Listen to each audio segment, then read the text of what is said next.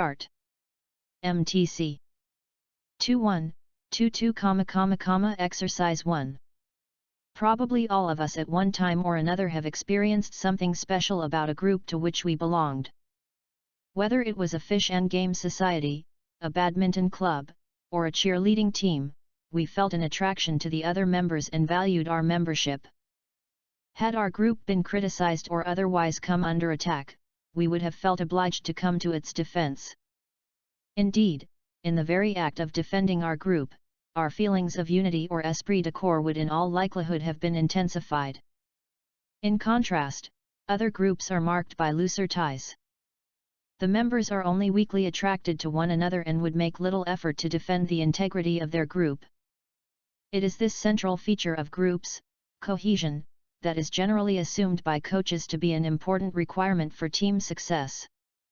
To be sure, coaches are not alone in this assumption. MTC. Good job. Let's start. MTC 2122, Exercise 2. A few years ago, at Kansas State University, I gave a lecture on fast and frugal decision-making. Kansas. After a lively discussion, my kind host invited me out for dinner. He did not say where. The ride was long, too long, I thought. I guessed that he was taking me to a special restaurant, perhaps with a Michelin star or two. But in Kansas? Kansas?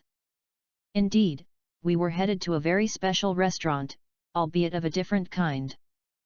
The Brookville Hotel was packed with people eager to dine, and when I sat down and looked at the menu, I knew why my host had taken me here.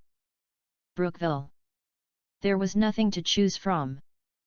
The menu listed exactly one item, the same one every day, half a skillet of fried chicken with mashed potatoes, cream-style corn, baking powder biscuits, and home-style ice cream. The people around me came from all over the place for the pleasure of not having to make a choice. And you can bet that the hotel knew how to prepare their only dinner. It was delicious. MTC. Good job. Let's start. MTC 2122, Exercise 3-4. An interesting incident related to fairness in sports occurred during the 1996 Olympic Games in Atlanta. 1996. The men's 100-meter sprint that year is well remembered by Canadians as the race in which Canadian sprinter Donovan Bailey won gold. 100, Donovan Bailey. But to British enthusiasts, that same 100-meter sprint is remembered for an entirely different reason. Veteran British track star Linford Christie was charged with 2 false starts and disqualified from the race, thus ending his sports career in frustration.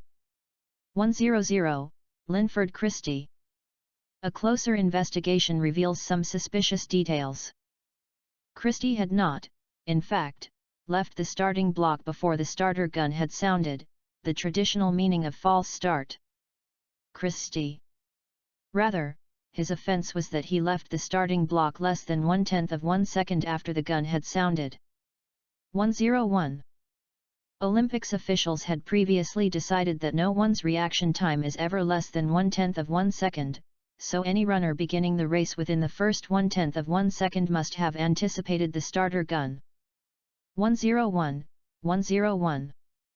Such anticipation is against the rules because it usually arises when a runner is late getting into position, thereby delaying the race and controlling, to his or her advantage, just when the starter gun will sound. Christie had left the starting block just 0.086 seconds after the gun was fired. Christie 0.086. But if the entire point of the Olympics is to push humanity's physical limits, Christie's supporters argued, isn't it possible that somewhere, someday, someone would manage to react in less than 1/10 of 1 second? Christie, 101? Just perhaps? MTC. Good job.